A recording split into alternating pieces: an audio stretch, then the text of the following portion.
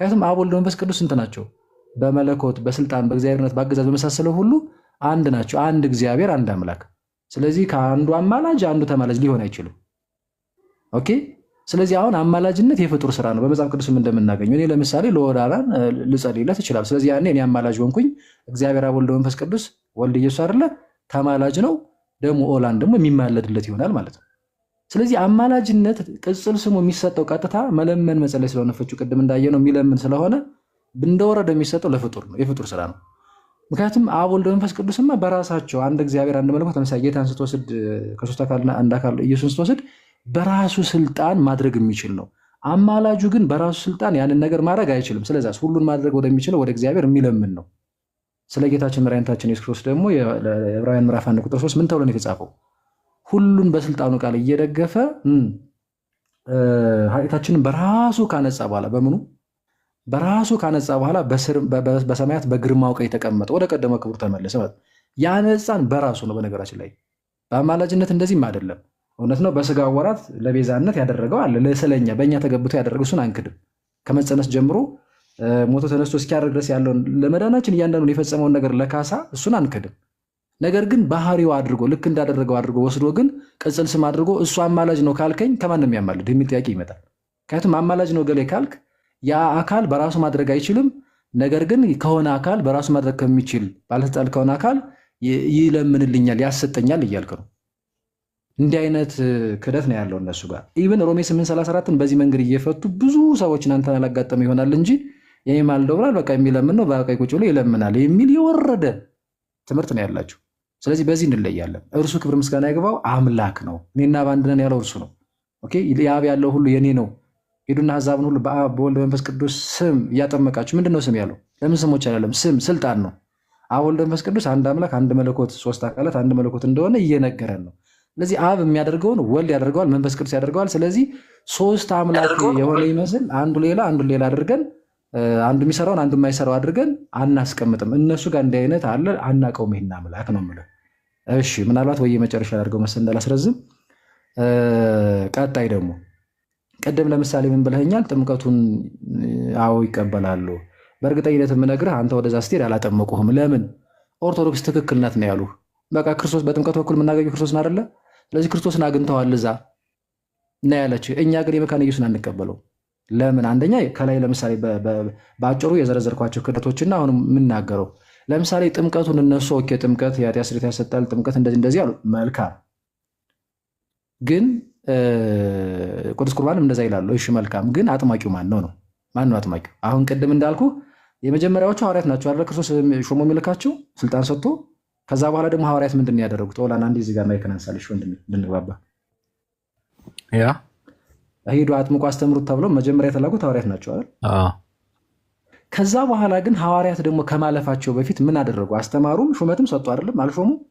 ታስታውሳለህ? ያ እሺ ሐዋርያት እያሉ ጌታም ያልሾመው ሐዋርያትም ያልሾሙት ሰው ብድግ ብሎ ማጥመቅ ይችላል? ይሾማሉ በዚህ ዘመን። አሁን የመካነ ቄሶች የአሁኑን አይደለም እንግዲህ ከዛ ከመሰረቱ እየመጣን ነው። ወደዚህ ከመሰረቱ ነው እኮ የምንነሳው። ኦላን የአሁንማ የሚያደርጉትን እውነት ናቸው ትክክል ናቸው ወይ ስህተት ናቸው ቸክ ልናደርግ ነው። ግን እዛ መሄድ አለብን አይደለ? ከዛ ጀምሮ እንግዲህ መሰረታት ክርስቶስ ቤተክርስቲያን መሰረተና ጳጳሳት አድርጎ ለራሳችሁና ለመንጋው ተጠንቀቁ ብሎ የሐዋርያት ሥራ ምዕራፍ 20 ቁጥር 28 ላይ ላካችሁ ስልጣን ሰጥቶ አይደለም እንዴ? እፍ አለባቸው መንፈስ ቅዱስ ተቀበሉ ብሎ ዮሐንስ ወንጌል ምዕራፍ ላይ ብዙ ብቻ አለ ተውሱ። አሁን ጥያቄው ግን እዛ በእነሱ መሰረትነት እዛ ከጀመራትና ሐዋርያትን እረኛ ካደረጋቸው ቃሉን ካስተማራቸው ስልጣንም ከሰጣቸው የማጥመቅ ስልጣን ጌታ ከነሱ ውጭ ለምሳሌ ሐዋርያትና አሪትንም ሳንረሳ ማለት ነው ብቻ ጌታ ያልሾመው እነሱም ደግሞ ጌታ ካረገ በኋላ ተነስቶ ሞቶ ካረገ በኋላ ማለት ነው ሳይሾሙት ብድግ ብሎ አንድ አካል ማጥመቅ ይችል ነበር ወይ ነው? ወይስ ቢያጠምቅ ትክክል ይሆናል ወይ? ጥምቀቱ ጥምቀት ይሆናል ወይ? አይሆንም። ስለዚህ ምንድን ነው ሆነ ያለበት? ሐዋርያት ደግሞ እንግዲህ ሰዎች ናቸውና ያልፋሉ አይደለ? ሲያልፉ ግን ምን አድርገው ነው የሚሄዱት? በወንጌሉም ትክክለኛውን ትምህርት አስተምረው ተክተው ስልጣንም ሰጥተው አይደለ? ሹመው ማለት ነው አይደል? ወላል ጎበዝ። አሁን ይኸውልህ ከአንደኛው ክፍለ ዘመን ጀምረህ ወይም ጌታ በሥጋ ከተገለጠበት ዘመን ጀምረህ እንደዛ እያልክ ቀጥ ብለህ መምጣት አለብህ። ስለዚህ ያ የማጥመቅ ስልጣን ጥምቀት የሚሆነው በዚህ መንገድ ነው። በዛ መንገድ መጠት አለበት። ሁልጊዜ ከእናንተ ጋር ነኝ ያለ የማቴዎስ ወንጌል ምዕራፍ 28 ቁጥር 19 በነገራችን ላይ በዚህ መንገድ ነው እንጂ ሐዋርያት እስከ ዓለም ፍጻሜ ሁልጊዜ ከእናንተ ጋር ነኝ ይውላቸዋል። ይሄ ማለት ግን እነሱ ከሾሙት ያ ማለት በእነሱ እኩል ክርስቶስ ነው የሚሾመው ጋራ ሁልጊዜ አለ ከቤተክርስቲያን ጋር አለ ክርስቶስ ማለት ነው እንጂ በስጋ እነሱ ለሁልጊዜ እስከ ዳግም ምጽአት ድረስ ይቆያሉ ማለት አይደለም። ስለዚህ ተመልከት። ስለዚህ እነሱ ከማለፋቸው ቤት ትክክለኛውን ትምህርት አስተምረው ትክክለኛውን ሹመው ኦኬ እንትን ያልፋሉ። እንደዛ በዛ መንገድ እንግዲህ ይመጣል ሁለተኛው፣ ሶስተኛው፣ አራተኛው እያለ ትምህርቱ ሳይበረዝ ጉባኤው ወደዛም ወደዚህም ሳይል ትክክለኛውን ትምህርት ከነ ትክክለኛው ስልጣነ ክህነት ይዞ ይመጣል ማለት ነው። ስለዚህ በዚህ መንገድ የክርስቶስ ቤተክርስቲያን ቀጥ ብላ ትመጣለች። አሁን ግን አንተ ያለህበትን መካነ ኢየሱስን ስናነሳ ቀደም እንዳልከኝ ለምሳሌ እነሱም አሁን በዚህ ሰዓት ይሾማሉ አይደል? እሺ እዛ ጋር መካነ ኢየሱስ ላይ ያለ ሰው አለ። ሁሉም ሰው አጥማቂ መሆን ይችላል ወይስ የተሾመ ብቻ ነው የሚያጠምቀው? ሁሉም ሰው አይችልም፣ የተሾመ ብቻ ነው። የተሾመ አይደለ? ግን ተመልከት፣ ለምሳሌ አሁን አንተ ከዚህ ስለሄድ ካላጠመቁም ቅድም እንዳል ኮንፊርም ያደርጋሉ እንጂ እዛ ጋር የሚጠመቁ ሰዎችን ለምሳሌ ማን አጠመቃቸው ይባል ወይ መጋቢ እንትን ወይ ፓስተር ጋር ይባላል ስማቸው እሳቸውን ማን ሾማቸው? እዚህ ጋር በህይወትም ያሉ የሌሉ እንደዚህ አድርገው ስልጣን ያላቸው አካላት ሾሟቸው እንደዚህ እያልክ ወደኋላ ስትመለስ ማን ጋር ትቆማለህ መሰለህ? ጌታ ጋር አይደርስም፣ ሉተር ጋር። ሉተር መቼ ነው የተነሳው?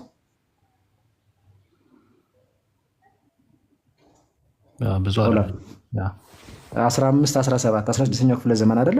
ትክክል። አሁን ሉተር አንድ ግለሰብ ነው ብድግ አለና እምነት ብቻ መጽሐፍ ቅዱስ ብቻ እንዲያውም ክህነትም አያስፈልግም ክርስቶስ ብቻ እንደዚህ ያለና ከራሱ ጀመረ ትምህርቱ ከራሱ። አሁን እነዚህ 5 ብቻዎች የሉተር ብቻ ናቸው። ማንም ከዛ ፊት አያውቀውም ይህን ትምህርት። የክርስቶስ ቤተክርስቲያን ኦርቶዶክስ ተዋሕዶ ቤተክርስቲያን አታውቀውም ይህን ትምህርት። ከዛ ደግሞ እንዲያውም ክህነት አያስፈልግም ሲል ነበረ። በኋላ ደግሞ እንደገና ሲጨንቀው ስፔሻል የሆነ ልዩ የሆነ ክህነት አለ ወደሚል ነገር እንግዲህ ወደ መጨረሻ መጡ። ዞሮ ግን ይኸውልህ ሉተር ትምህርት ከራሱን የጀመረው አንድ ግለሰብ ነው። ከየት ያመጣል? ከራሱ ዝሞ ጀመረና ከዛም በኋላ እንግዲህ ሰዎች ተሰባሰቡ ምናምን በዛ መንገድ ሉተራውያን ዛሬ እነ መካነ ኢየሱስ አሉ። ስለዚህ አሁን እኔን ያጠመቀኝ እንግዲህ ያጠመቀኝ እያልክ ወደኋላ ብትመለስ ሂዶ ምንጩ ማን ነው የሚሆነው? ክርስቶስ ሳይሆን የትምህርቱም የአስተምሮ ማለት ቅድም ያልኩ የክህነቱም ምንጭ ማን ሆነ ማለት ነው? ግለሰቡ ሉተር ከተመሰረተ መሰረት ውጭ ያለ ሉተር። ስለዚህ የማጥመቁ ስልጣን የሌለው ሰው ጋ ነው። እዛ ጋ ሄዶ ያለ ሰው እየተጠመቀ ያለው ከነ ክህደቱ፣ ያውም ክህደት አለ እንግዲህ ቅድም የዘረዘር ነው። ይህም ክህደት ነው በነገራችን ላይ ክህነት ራሱ መካድ ክህደት ነው። ይሄ ከቤተክርስቲያን መካድ ነው። ይህም በነገራችን ላይ የክርስቶስ ቤተክርስቲያን አንዲት ነች፣ አትጠፋም፣ አትሳሳትም፣ ነውር፣ እድፈት፣ የፊት መጨማደድ የለባትም፣ የእውነት አምድና መሰረት ነች። ስለዚህ ያችን ክዶ ራሱ ወጥቶ ሌላ ስብስብ እንትን ማለት ራሱ ትልቅ ክህደት ነው በነገራችን ላይ። ስለዚህ ከስልጣነ ክህነት አንጻር ግን ሳስረዳ ጥምቀት የሚሆነው ዝም ብሎ የሆነ አካል ያልተሾመ አካል ዝም ብሎ አጥምቄ ያለው ስላለ አይደለም። ከክርስቶስ በመጣ ክህነት ወይም ሐዋርያዊ ክህነት ስልጣን በዛ መንገድ ሰንሰለቱን ጠብቆ መጥቶ አንተ ጋር ያኔ የተጠመቅለት ነው። ስለዚህ አንተ አሁን ሐዋርያዊ ክህነት ካላት ቤተክርስቲያን ወጥተህ እንዲያውም ጥምቀትን አጣኸው፣ እዛ ጋር ሄድክ። ከሌለበት እንትን ላይ ብዙ ክህነት ያለበት ስልጣነ ክህነቱም የሌለበት አካል ጋር ሄድክ ማለት ነው። እንደ አጠቃላይ ግን እንደ መካነ ኢየሱስ ለምሳሌ ጥምቀቱን የማንቀበለው ሐዋርያዊ ክህነት ለምሳሌ የላቸውም። የቅድሙ ክህደት እንዳለ ሆኖ ባይዞ ክህደቱን ሌላም እንግዲህ ሌሎች የሚያነሱት ብዙ ክህደት አለ። ብቻውን ግን ራሱ ይኸውልህ ልንገርህ፣ ለምሳሌ እንደ ኢትዮጵያ ኦርቶዶክስ ተዋሕዶ ቤተክርስቲያን የሚያምኑ ማለት ነው በእምነት ደረጃ የሚያምኑ ቻይና ውስጥ ያሉ 2 ሚሊዮን ሰዎች ውሰድ። በቃ እንደዚህ በማህበራዊ ሚዲያም በምንም ሰሙና አመኑ 2 ሚሊዮን ሰዎች። ምንድነው ማድረግ ያለባቸው? ብድግ ብለው ዝም ብለው አንተ ዲያቆን ትሆናለህ፣ አንተ ቄስ ትሆናለህ፣ አንተ ጳጳስ ትሆናለህ፣ አንተ አጥማቂ ትሆናለህ ምናምን ይቻላል? ገብቶኛል ልትል ያልከው ተረድቻለሁ። በቃ ጎበዝ። ስለዚህ አሁን እንደዛማ ከሆነ ምን ዋጋ አለው? ገብቶሃል አይደል? እንደዛ ከሆነ ዝም ብሎ ሁሉም አጥማቂ ሊሆን ነው ወይስ ለገሌ ሲሆን የሆነ ሰዓት የሚፈቀር ለገሌ ሲሆን? ሁለት ነገሮችን ላንሳ። አንተ ባብራራው ነገር ሜይ ቢ የኔን ጥያቄ የምትመልስልኝ ለክርክር ምናምን ነገር ሳይሆን ለከራከር ሳይሆን ለማወቅ ነው፣ ብዥታ እንዲጠራ ስለፈለግኩ ነው። ለእኔ አጠር አድርገህ ግን ይሄ ያነሳው ስልጣነ ክህነቱ ገብቶሃል? ገብቶኛል። አዎ ገብቶኛል። የሐዋርያት ቅብብሎች ከሌላት እንትኑ ምንድነው ጥምቀቱ ቫሊድ አይደለም ነው ያንተ ሀሳብ። ገብቶኛል። ስለዚህ አሁን እኛ ለምሳሌ መካነ ኢየሱስ ለምሳሌ ኃጢአት ስርየት ያሰጣል ብላ ጥምቀት ብታጠምቅም በዛ ድህነትን አገኙ ብለህ ነው የምታምነው አንተ? የኃጢአት ስርየት አይሰጣቸውም ብለህ ነው የምታምነው? ወይም ደግሞ ኦርቶዶክስ የምታምነው? ያ ኦላን እኔ ሳልሆን እኮ የጥንት አባቶች እኮ ትምህርት እኮ ነው ማለት የአባቶች ስል ለምሳሌ አሁን እናንተ እንደዚህ ስንጠያየቅ እኔ አሁን ስመልስልህ ማለት ነው ከራሴ አይደለም። እኛ ጋር ግለሰብ የሚባል አይሰራም። እኛ አሁን እዚህ ጋር የምንመልሰልህ ሁለተኛው ክፍለ ዘመን ታላላቅ አባቶች ነበሩ። ሁለተኛው ክፍለ ዘመን የነበሩ አባቶች ከሐዋርያት እግር ስር ቁጭ ብለው የተማሩ ናቸው። አየው ያን ሰንሰለት ጠብቆ ነው ትምህርቱም ከእነንትኑ የሚመጡ አላልኩም። ስለ ክህነት የነገሩናል፣ ስለ እያንዳንዱ ትምህርት የነገሩናል። እንዲያውም ምን እያሉ የነገሩን መሰለ? ከቤተክርስቲያን ውጭ ድነት የለም እያሉ ማለት ነው። ሰው ደግሞ ሳይጠመቅ አይድንም፣ ግን እሱ ምን ያስፈልገዋል? ክህነት ያስፈልገዋል እያሉ መጽሐፍ ቅዱስም ይነግረናል እኮ። ቅድም አንተም እንዳልከው ለምሳሌ ጥቅስ ስላልጠቀስን ምናልባት አንዳንዶች ችግር እንዳይላቸው እንጂ ሐዋርያት ለምሳሌ ማትያስን የሾሙት የሐዋርያት ሥራ ምዕራፍ 1 ላይ ቁጥር 22 አካባቢ ጀምሮ ነው። እነ ጳውሎስና በርናባስ በኋላ ላይ ሹሙልኝ ብሎ ራሱ እግዚአብሔር መንፈስ ቅዱስ ገልጦላቸው ወይም ነግሯቸው የሐዋርያት ሥራ ምዕራፍ 13 ላይ ተሹመው ነው የወጡት። በሐዋርያት እጅ በመጫን ሹመዋቸው።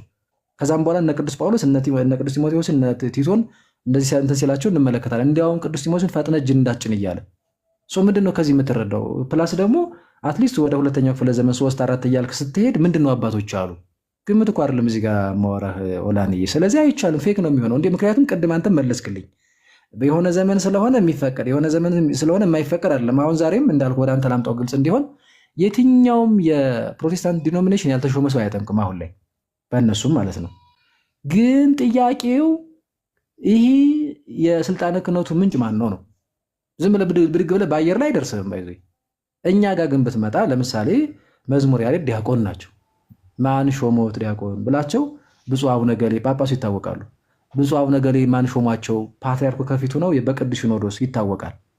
እሺ ፓትሪያርኩን ትይዝና ደግሞ ወደኋላ ተመልሰ እሳቸውንስ በቅዱስ ሲኖዶስ በጳጳሳት ጉባኤ ማለት ነው ሿሚው እግዚአብሔር በነገራችን ላይ በሶስተኛው እንደዚህ ብናወራ ትረዱኛላችሁ እያልክ ወደኋላ ትረዳና ማነው ትመለስና ለምሳሌ አራተኛው ክፍለ ዘመን ላይ እንሂድ። አራተኛው ክፍለ ዘመን እናገኛቸዋለን እነ ቅዱስ አትናቴዎስ ሐዋርያዊ ማለት ነው። ከእሳቸው ቅዱስ አቡነ ፍሬምናጦስን ከሳይተ ብርሃን እሳቸውን ሾሞ ይልካሉ። ወደኋላ አሁንም ስትመለስ ሂደ ማን ነው የምናገኘው? ቅዱስ ማርቆስ። ቅዱስ ማርቆስን ማን የሾመው? ሊስት ልናሳየው እንችላለን። ባይዞ እንደዚህ ሊስት ነው የምልህ ከስንት እስከ ስንት ቆዩ ምናምን እያልን በፓትሪያርክ ደረጃ በደንብ አድርገን ነው የምናሳይ። ባይዞ እኛ ማሳየት እንችላለን። ስለዚህ ዲፍረንሱ ምንድን ነው ለእናንተ? አሁን ሙሉ ወንጌል የኃጢአት ስርየት አይሰጥም ብለው ያምናሉ፣ መካነ ኢየሱስ ደግሞ ይሰጣል ብለው ያምናሉ። ለኦርቶዶክስ ሁለቱ ዲፍረንስ ምንድን ነው? ተመሳሳይ ነዋ። እንደዛ ከሆነ አሁን በብዛት የሰሙት አሁን ስደመድምልህ ቆይ አንዴ ክርስቶፎር፣ አሁን ጥያቄ ልጠይቅ የገባሁት ለዛ ነው። አሁን ለምሳሌ ብዙ ጊዜ ሲነሳ የመካነ ኢየሱስ እንደዚህ ብለው ያምናሉ ሲባል ያምናሉ ነው በቃ የኃጢአት ስርየት ያሰጣል ብለው ካመኑ ያምናሉ። ስለዚህ ከሙሉ ወንጌል ወይም ምንድነው መሰረተ ክርስቶስ ትልቅ ዲፍረንስ አለ ማለት ነው። እነዛ ደግሞ አያምኑም። ስለዚህ በሚያምኑና እንደዛ ብለው በሚያምኑና በማያምኑ በሁለቱ መሀል ለእናንተ ምንድን ነው ልዩነቱ? ስለዚህ አንድ ናቸው፣ ሁለቱም አልዳኑም ከሆነ በጥምቀት ያልገባኝ እሱ ነው።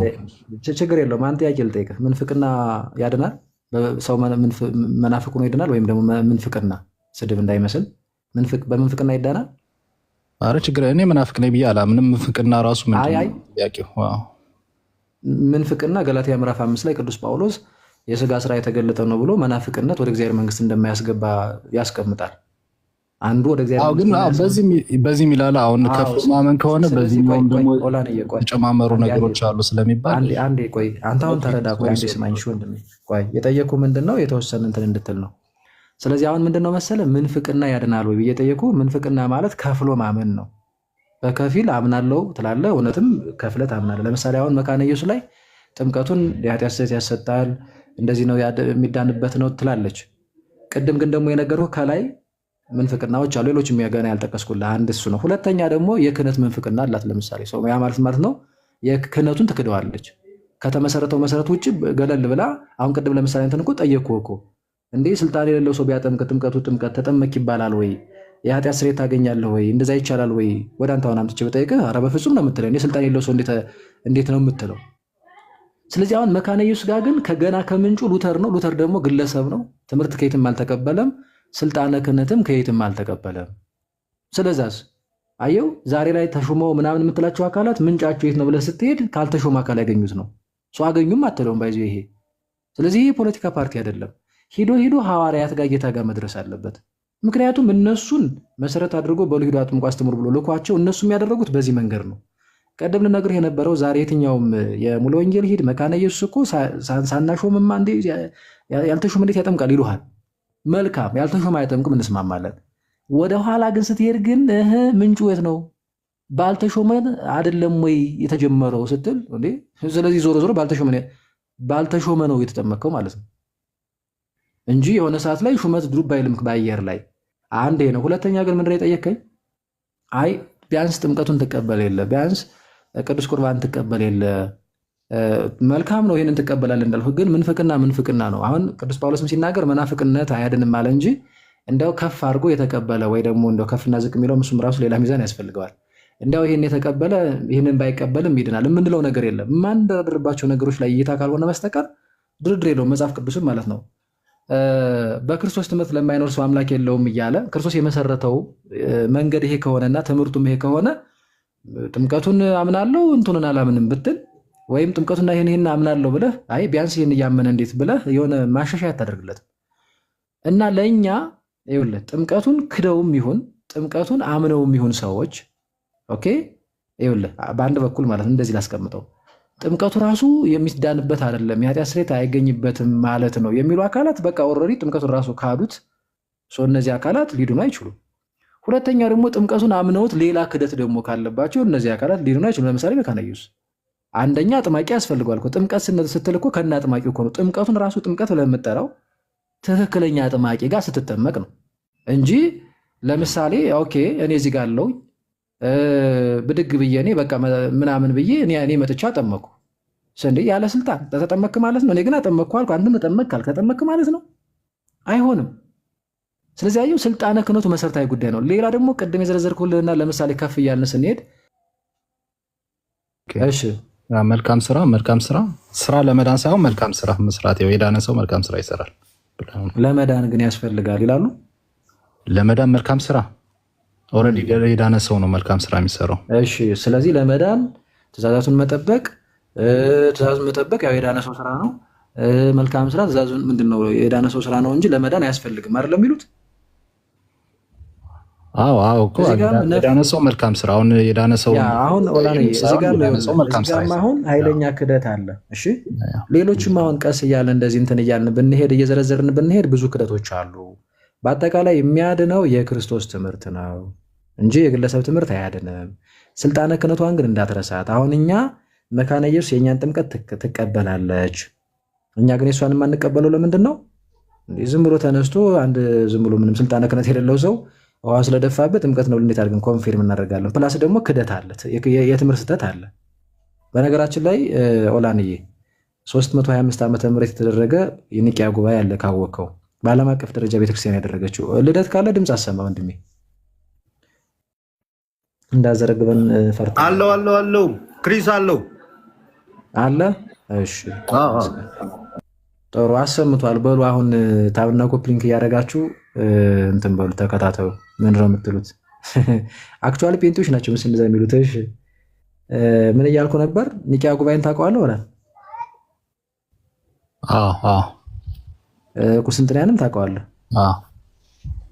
ኤፌሶን ጉባኤንም ታውቀዋለህ? አውቃቸዋለሁ። ጉባኤዎች እንዲቴል አላውቅም። አሁን ይኸውልህ በእነዚህ ጉባኤያት የተነሱ መናፍቃን በነገር ላይ ኢቭን ስያሜውን ኦርቶዶክስ ተዋህዶ እንደዚህ የሚለውን ስያሜ ያመጣው የመናፍቃን መነሳት ነው፣ የካህዲዎች ማለት ነው። ምክንያቱም እነሱ ሲመጡ በከፊል እንደዚህ ትምህርት ይቀበሉና የከፊል ከፍለው ማለት ነው። የተወሰነውን ይቀበላሉ፣ የተወሰነውን አይቀበሉ። ከዛኛ ክርስቲያን ናሉ ማለት ነው ይሆናሉ ማለት ነው። በፍጹም። ስለዚህ አየው ጥንቃቄ ይፈልጋል። እና ከጌታ ጀምሮ ሐዋርያት፣ ከዛ ሐዋርያት ምንድን ያደረጉት? ምንስ ነው ያስተማሩት? አሁን ቅድም ለምሳሌ ሐዋርያት ጋር ስወስድ እንዴ ሐዋርያትም ያልሾሙት ከሆነ ጌታም ያልሾመው ከሆነ እንዲህ ተነስቶ ያጠምቃል ፌክ ነው የሚሆነው አልከኝ። ትክክል።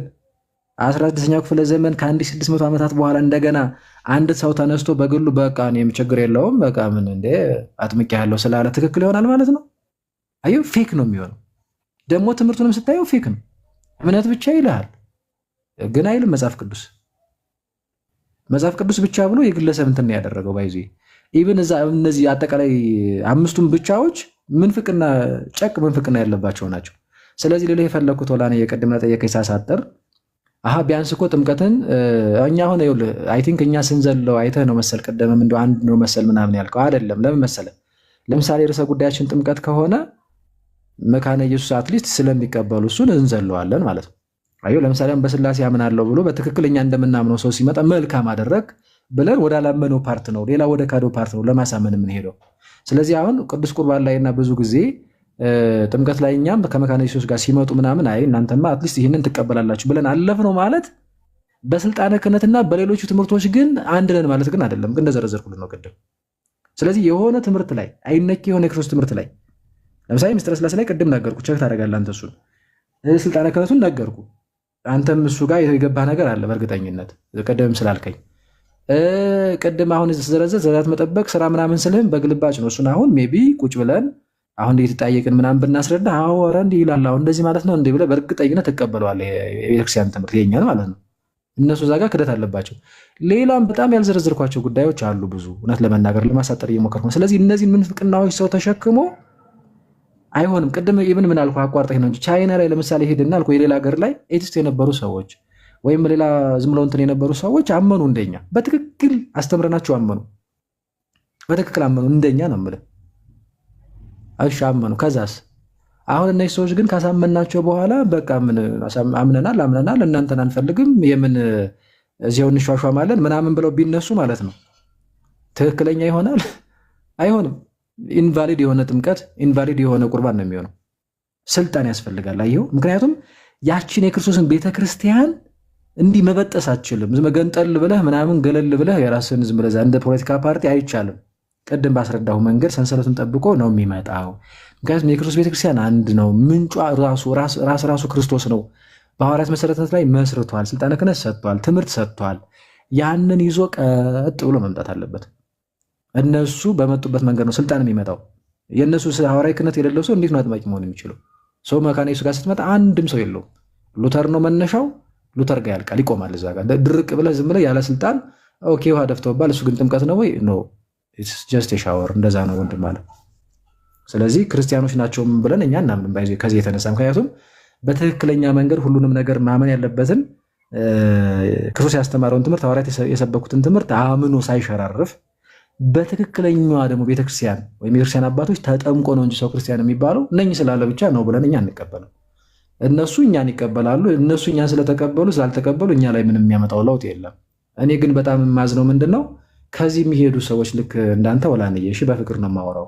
እዛ ስትሄዱ በቃ እኮ ተጠምቃችኋል እያለቻችሁ ለምን እንደማትመለሱ ነው እንዴ? የሆነ ክደት ወይም ስህተት ላይ ናችሁ እኮ ብትላችሁ እኮ በነገራችን ላይ እንደው ለመቆየትም እኮ የሆነ ነገር ያለ አይደል እንዴ? ከዛ ውጭ ግን ሌላ ጥያቄ ከሆነ ያለባችሁ እሱን ጥያቄ ጠይቁ እንጂ እንደው እናንተ አልገባችሁም ወይ ተደናግራችኋል ወይ ደግሞ ድንገት የተከራከሯችሁ ሰዎች ምናምን አደናግራችኋል ምናምን ማለት እዛ ጋር ያለው ነገር ትክክል ነው ማለት አይደለም። ከመዳን ወደ አለመዳን ከብርሃን ወደ ጨለማ ነው የምትሄዱት። ይሄ መታወቅ አለበት እና እንደዛ ነው። እግዚአብሔር ይስጥልኝ።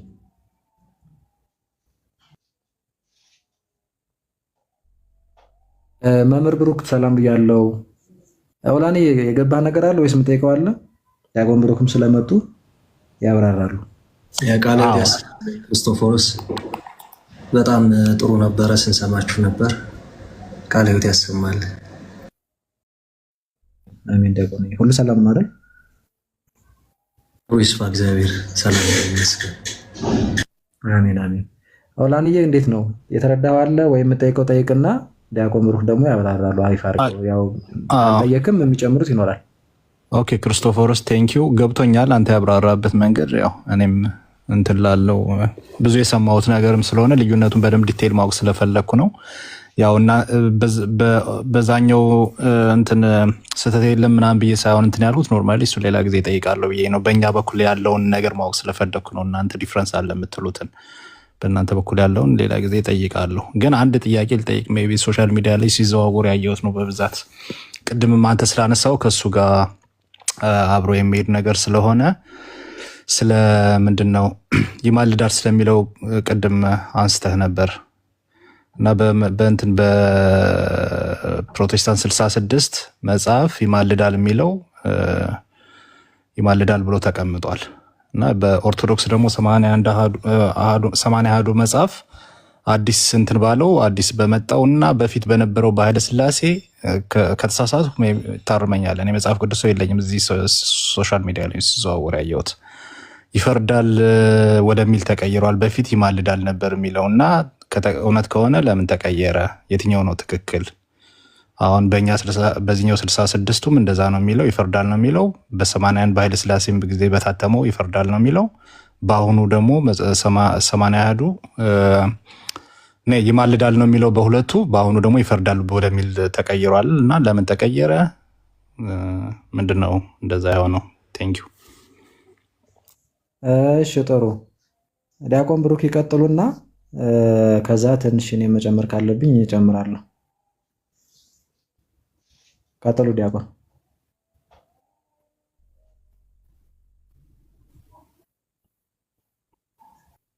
ዲያቆን ብሩክ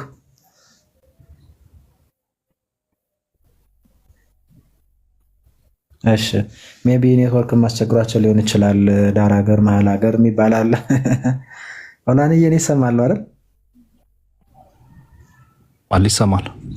እሺ ወንድም አለም እንዳልከው ቀደም ባሉት እትሞችም እንደዛ ይፈርዳል ተብሎ የታተመ አለ። 66ቱ ላይም ደግሞ የሚማለደው ይላል። ከዛ ደግሞ እንደገና ደግሞ አሁን ላይ 2000 እትሙ ላይ የሚፈርደው ይልና ግን ኦላንዬ የረሳው ነገር ከስር የሚማልደው ይላል። ግሪኩ የሚማልደው ይላል በላ ቤተክርስቲያን። በነገራችን ላይ አሁን እዚህ ጋር ቤተክርስቲያን በቃ የሆነ ታምር እንደፈጠረች አድርገው የሚያወሩ ሰዎች አሉ። በቃ ይሄው ቃሉን ቀይራ ምናምን። ቃልን ስለመቀየር ካወራን ጎበዝ የትኛውን ፕሮቴስታንት ከፊታችን አይቆምም። ለምሳሌ ስለ ድንግል ማርያም ያላቸውን ጥላቻ አዲሱ መደበኛ ትርጉም ላይ በምን መንገድ እንዳስቀመጡት ጌታችንን እንዴት አድርገው በእውነት በጣም እንትን እንዳሉት ራሱ እናት ቋንቋው ላይ ተው ትርጓሜውን ተውትና እናት ቋንቋው ላይ ስጋን አዘጋጀልኝ እሱን ያልቀበለውም ብዙ ነገሩ። እሺ ዮላን እንደው ለአንተ ብቻ አይደለም አይዞህ። እሺ ወንድም አለመልስ አንዳንዱ ነገር እንግዲህ ታገሰኛለህ። እሺ እንደዛ ነው። እሺ ወንድም አንተም ጥሩ ነው፣ መልካም ነው። ኢቭን ለእመቤታችን አሁን ያስቀመጠው ጸጋን የሞላብሽ ወይ እንደዚህ የሚለውን ሰርዘው ከሴቶች መካከል የተባረክሽ ነሽ የሚለውን ደግሞ ዝም ብለሽ አንቺ የተባረክሽ ነሽ ብሎ ነው የሚያልፉት። አየኸው የተለየች እንዳይደለች አይነት ነገር ምናምን ያስቀምጣሉ። ስጋን አዘጋጀህልኝ የሚለውን ምንድነው ጆሮ አዘጋጀህልኝ ነው ምናምን እንዲህ በጣም የሚገርም ነገር አለው በነገራችን ላይ። እና መጽሐፍ ቅዱስን መቆነጻጸልና መበረዝ ላይ እሱ ብቻ ሳይሆን አዲሱ መደበኛ ምንድነው ቀላል አማርኛ ነው ምናምን እንደዚህ አለው ብቻ ረሳሁት ለጊዜው። አሁን እሱ ላይ ኢቭን በታቦት ፊት ከጧት እስከ ማታ ሰግደው ነበር ኢያሱና ሽማግሌዎቹ የሚለውን ተዘረው ነበር። ይህ ልክ ፌንት አድርገው ነበር ነገር ማለት ነው። ምክንያቱም በታቦት አይሰገድም ለማለት በጣም ብዙ የሚዘገንኑ ነገሮች አሉ በነገራችን ላይ እንዴት አድርገው መጽሐፍ ቅዱስ ላይ እንደተጫወቱበት። እሱ ብቻ ሳይሆን ተውት ለጊዜው ለያዘውና ብዙ ነገር አለ ሀገራችንን በተመለከተ ራሱ ማለት ነው። እና አንዳንዴ እንደነዚህ ሰዎች ቅኝ ገዢዎች ናቸው እንዲህ ምናምን እስክትሉ ድረስ ኢትዮጵያ የሚለውን ስምም ሱዳን ብለው የቀየሩ አሉ። በጣም የሚገርም ነው። ባይዞ ይህን ያህል ነው ስለ መጽሐፍ ቅዱስን መበረዝ ካወራን ማለት ነው። ግን እኛ ጋር ቤተክርስቲያን ደግሞ በጣም የምትገርም ቤት ስለሆነች 2000 እትሙ ላይ በአውዳዊ ፍቹ የሚፈርደው አለችው እና ከስር ግን ደግሞ ግሪኩ የሚማልደው ይላል ብላ ነው የምታስቀምጠው። ማንም ሳይነግራት ማንም ሳይጠይቃት ራሷ። አሁን ለምንድን ነው እንደዚህ ያስቀመጠችው? አየህ ወደ ኦልሞስት የሚቀርበው እናት ቋንቋ የሚባለው ግሪኩም የተጻፈበት ወደዛ እንድንሄድ ደግሞ ቆም ብለንም ደግሞ ያንን መልእክት እንድናየው ዝም ብለን የሚማልደው ስላለ አማላጅ ነው ዘራፍ ብለን እንዳንሄድ ፈራጅነቱን ረስተን ማለት ነው። ምክንያቱም ለምን መሰለ ሆላንዬ እንግዲህ በነገራችን ላይ አንድ መጽሐፍ ሲተረጎም መጽሐፍ ቅዱስ ብቻ ሳይሆን አንድ መጽሐፍ ሲተረጎም ግዴታ ቃል በቃል ሊተራሊ ይቀመጣል። በዚህ ብቻ ነው ትርጉም የሚባል ነገር የለም። ኢንተርናሽናሊ አንዳንዴ የአውዳዊ እንትኑ ሊታይ ይችላል። ከዛ ደግሞ ቃል በቃል ሊቀመጥ ይችላል። አንዳንዴ ደግሞ ከግሪኩ ታመጣና ደግሞ ወይ የግዙን ታስቀምጣለህ የጥንት የሆኑትም ማለት ነው። ወይ ደግሞ የዕብራይስጡ ይመጣል። ያኔ የቃላት አይነት ትንሽ መለያየት የሚመስል አይነት ነገር ይፈጠራል። ያ በሚሆንበት ጊዜ ግን ከስር ይቀመጣል። አሁን 2000 እትሙ ላይ ቤተክርስቲያን ከስር ነው ያስቀመጠችው። እና ምንድነው ለምንድነው የሚፈርደው ያለችው ከተባለ ፈራጅ ነው። ኢየሱስ ፈራጅ ነው። ደግሞ ከላይ የሚኮንነው ማን ነው ብሎ ነው የሚጀምረው። ጠያቂው ማን ነው? ራሱ ቅዱስ ጳውሎስ። ስለዚህ ከታችም የሚፈርደው ነው መልሱ። ያንን አውድ ይዘን ነው የአውዳዊ ያልኩት ይህን ነው። ያንን አውድ ይዘን ነው የምንረዳው ክፍሉን እንጂ ሌላ የሚፈርደው ማን ነው ብሎ ራሱ እያብራራ እንደው ስለሌላ አካል ሊነግረን አይችልም። በነገራችን ላይ ፈራጅ ላልሆነ አካል አድርጎ ሊነግረን አይችልም። ፈራጅ ነው። ፈራጅ ማን ነው ያለው? ሰው ፈራጁ የሞተ ነው፣ ሞቶ የተነሳ ነው፣ በእግዚአብሔር ቀኝ ያለ ነው። ከዛ አንጻር ነው የሚፈርደው ብላ ቤተክርስቲያን፣ ከዛ ደግሞ ከስር ግን ግሪኩ ደግሞ እንዲህ ይለዋል ብላ የምታስቀምጠው። ስለዚህ ይህ ምንም ቆም ብለን እንድናየው እንድናስበው እንዳንሰናከልበት የሚያግዝ ነው በነገራችን ላይ እንጂ ሳፖርቲቭ ነው እንጂ ምንም የሚያስተች ነገር የለውም። አሁን ግን ለምሳሌ ቤተክርስቲያን በቃ የሚፈርደው ነው የሚለው የሚፈርደው ነው የሚማልደው የሚባል ነገር አልሰማም ካለች ግን ይሄ ስህተት ይሆናል። አትልም ግን ቤተክርስቲያን አትልም ወይ ማንም ሰው ቤተክርስቲያን አትልም። ማንም ሰው መጥቶ የለም የሚማልደው የሚለውን ቃል አልቀበልም የሚፈርደው ነው መባል ያለበት ቢል ይሄ ሌላ ይሆናል ማለት ነው። እንዲህ አይነት ነገር ቢመጣ ኦርቶዶክሳውያን እኛም ዝም አንልም እና እኛ ቃሉን ቢቀመጥ የሚፈርደውም ተብሎ ቢቀመጥ አይጎረብጠንም። የሚማልደው የሚለው ትክክለኛ ቃል ነው። ምንም እንትን የሚል አይደለም። ግን የሚማልደው የሚለው ትርጉሙ ምንድን ነው ነው የምንረዳው። እግዚአብሔር ሰውን በመፍጠሩ ተጸጸተ የሚል የመጽሐፍ ቅዱስ ቃል ታስታውሳለህ አይደለ? ኦላ ያ በሌላ ክፍል ደግሞ እግዚአብሔር ይጸጸት ዘንድ ሰው አይደለም የሚል ነገር ታስታውሳለህ ወይም እንደዛ ነው ሐሳቡ አይደል? አሁን እግዚአብሔር ይጸጸት ዘንድ ሰው አይደለም የሚል አለ ወይም ባህሪው እንደዛ ነው። እግዚአብሔር ሰውን በመፍጠሩ ተጸጸተ ሲል እንደው እግዚአብሔር እንደው ሰውን ባልፈጥሮ ኑሮ እያለ እየተጸጸተ ነው ማለት ነው ወይስ ደግሞ ከዚህ ደግሞ ሎቱ ስብሐት ወስደን እግዚአብሔር ጸጸተኛ አምላክ ነው እንላለን? አንልም። እንደ አውዱ ነው እሱ። አውዱን እናይና ይቺ ቃል እንደዚህ ብትቀመጥ ምን እናታለን? እዚህ ጋር አሁን እንደዚህ የተባለው በዛ በኖህ ዘመን ሰው ንስሐ እንዲገባ ቢጎተጎት ግን የሰው ልጅ ክፋት ግን እና ኃጢአት ምን ያህል እንደበዛ ያንን እንድንረዳ ነው በሰውኛ አገላለጽ እንደዚህ የተቀመጠው ማለት ነው እንጂ እግዚአብሔር ሰራ አይጸጸትም እንላል። ቃሉ እኮ ይላል እኮ እንደዛማ ቃል ውስጥ አነቡ እግዚአብሔር ሰው መፍጠር ተጸጸተ ይላል። እንደወረደ ዝም ቆንጽለ ስትወስደው ይመስላል። ከዚህ ወስደን ጸጸተኝ አንልም። እንዴ እግዚአብሔር የሚስማማ አይደለም። በሰውኛ አገላለጽ ግን የሰዎችን ኃጢአት ነው መናገር ይፈልግ። ምናልባት ይሄኛው ላልገባቸው ሰዎች አንድ የምጠቀመው ምሳሌ አለ። ክርስቶፎሮስ ስላሳዘንኩት ትላለህ ሆላን ካሳዘንከኝ ማለት ነው አይደለ? ያ እግዚአብሔርንም እኮ አሳዘንኩት ትላለህ ሆላን አንልም እንዴ? ትላለህ። ያ ግን እግዚአብሔርን አሳዘንኩት ስትልና ክርስቶፎሮስን አሳዘንኩት ስትል ልዩነት የለው? ቃሉ አንድ ነው እኮ። ልዩነት አለ። ተመልከት፣ ልዩነቱን በአጭር ላስቀምጠው። ክርስቶፎሮስን አሳዘንኩት ስትል ክርስቶፎሮስ ከአንተ ኤክስፔክት የማያደርገውን ነገር ስለማያውቅ ፍጡር ስለሆነ ደካማ ስለሆነ እንዲህ ያደርጋል እንደዚህ ወይም እንደዚህ ያደርግ ምናምን የሚለውን ነገር ስለማያውቅ ኤክስፔክት ያላደረገውን ነገር አድርገህበት በዛ ተከፍቷል። ክርስቶፎሮስ አዝኗል፣ አሳዝነዋል። በቃ በጣም ወይም አልቅሶም ሊሆን ይችላል፣ በቃ በጣም አኩርፎ ሊሆን ይችላል ምናምን። ይህንን ኢሞሽኑን መግለጽህ ነው አይደለም ወይ? ንግግር ይነሳ ይችላል ሰው ስለሆነ። እግዚአብሔርን ግን አሳዘንኩት ስትል ልክ ክርስቶፎሮስ እንደዛ እንደሆነው ሆኗል እግዚአብሔር እያልክ ነው? አይደለም። ተመልሶ ምን ባክፋየር የሚያደርገው ወደ ማን ነው? ወደ አንተ። ኃጢአት ተላለፍኩ፣ በእግዚአብሔር ፊት በደልኩ። እግዚአብሔር ፍቅር ነው ይወደኛል፣ እኔ ግን በምግባሬ ጠላሁት። እንዲያርግ ተባልኩ፣ እኔ ግን ውሻ ወደ ትፋቱ እንደሚመለሰው ተመለስኩ እያልክ ነው። እሪያ ወደ ጭቃ እንደሚመለሰው እንደዛ ሆንኩ። ኃጢአት ግን ማመልከት የፈለግከው ሰውን በመፍጠሩ ተጸጸተ ሲባልም ልክ እንደዛ ነው። አሁን ለምንድን ነው ይሄን ያነሳሁት? ከስር ያላችሁ እንድሰሙ ነው። የሚማልደው ቃል በቃል ይላል፣ ምንም ችግር የለም፣ ግሪኩ ይላል። ከላይ ግን ጥያቄው ምንድን ነው? የሚኮነ ነው። እዚህ ቦታ ላይ ብቻ ሳይሆን እግዚአብሔር በእኛ እንደሚማልድ ተብሎም ተጽፏል። የአንዳንድ ሰዎች ይደክማሉ ለማድረግ እያጠቆሩ ግን እንደሚማልድ ይላል። እግዚአብሔር በእኛ እንደሚማልድ ታረቁ ብለን እንደዚህ እንለምናለን ብሎ የሚናገረው ክፍል አለ። ሁለተኛ ቆሮንቶስ ላይ ምዕራፍ 5 ቁጥር 15 ጀምሮ እስከ 20 ስትመለከቱ ማለት ነው 19 20 ላይ ታገኙታላችሁ። አሁን እግዚአብሔር እንደሚማልድ ሲል ማን ይማልድ የተባለው? እግዚአብሔር። በማን? በእኛ። እግዚአብሔር አማላጅ ነው ማለት ነው? አይ አይደለም። ምንድን ነው የተፈለገው? ሐዋርያትን እየላከ ሐዋርያት ስለ ሰዎቹ ስላመኑትም ስላላመኑትም እየጸለዩ እሱ ብቻ ሳይሆን ቃለ እግዚአብሔርን ይዘው እያስተማሩ ወደ እግዚአብሔር ይጣራሉ። ይሄ ግን የማን ፈቃድ ነው? ይሄ ግን የማን ስራ ነው? የእግዚአብሔር። የሰው ብቻ ስራ አይደለም። እግዚአብሔር የላካቸው እሱ ነው አድርጎ ያላቸው፣ እሱ የፈቀደላቸው ኢቭን እስኪሞቱ ድረስ። ስለዚህ ተመልከት፣ ፍቅሩን ነው የሚያሳይህ፣ ጥሪውን ነው የሚያሳይህ። እንደሚማልድ የተባለው አሁን እሱ ትዕግስቱን፣ ጥሪውን፣ ወደ እሱ ማቅረቡን፣ ፍቅሩን ነው የሚያሳየው። ይቺ ቃል የምትናገረው ይህንን ነው እንጂ እግዚአብሔር አማላጅ ነው ልማት አይደለም። ልክ እንደዛ አሁን ሮሜ 8 26 እና 27 ሮሜ 8 34 ይፈታል ማለት ነው። አሁን ሮሜ 8 26 እና 27 መንፈስ ቅዱስ በማይነገር መቃተት ስለኛ ይማልዳል፣ እንዲያውም ስለ ቅዱሳን እንደ እግዚአብሔር ፈቃድ ብሎ እንደውም ከእግዚአብሔርነት ውጭ ያወጣው ይመስላል አገላለጹ። እንደ እግዚአብሔር ፈቃድ ስለ ቅዱሳን ይማልዳልና ማን? መንፈስ ቅዱስ። እንዴት እንድንጸልይ አናውቅምና ብሎ ነው የሚቀጥለው። አሁን መንፈስ ቅዱስ አማላጅ ነው ይባላል እዚህ ጋር እንደዛ ሲሉ ሰምታችኋል? መንፈስ ቅዱስ አማላጅ ነው። በወልድ ኢየሱስ አማላጅ ነው ሃሌሉያ እንደሚባለው መንፈስ ቅዱስ አማላጅ ነው አሜን ይባላል? እዛ አይባልም። አየው እዚህ ጋር አሁን እንተርጉማት ይላሉ። እንተርጉማት ይችማ ትተረጎማለች ይላሉ። አየው የቅድሙ ላይ እንተርጉማት ይላሉ፣ እዚችም ላይ እንተርጉማት ይሉና አይ እዚህ እኮ ማለት የተፈለገው መንፈስ ቅዱስ እግዚአብሔር ነው አባት ስለሆነ እንደ አባትነቱ ይንከባከበናል፣ ይወደናል። ስለዛ እንዲያው ራሱ እንዴት እንደምንጸልይ እንዴት ምንን መናገር እንዳለብን በመከራችን ጊዜ ራሱ ስለማናቅ ያግዘናል እና እገዛውን፣ ፍቅሩን፣ ማበርታቱን የምንናገረውን ቃል ሳይሆን ሳይቀር ጌታም ነግሮናል።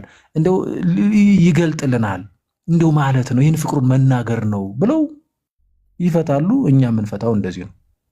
የጥንት ቤተክርስቲያን አባቶች የሚፈቱት በዚህ መንገድ ነው። ይህን አይለቅም። አሁን ተመልከት እንግዲህ እግዚአብሔርም ተብሎ መንፈስ ቅዱስም ተብሎ ኢየሱስም ተሆኖ ያው እግዚአብሔር ነው።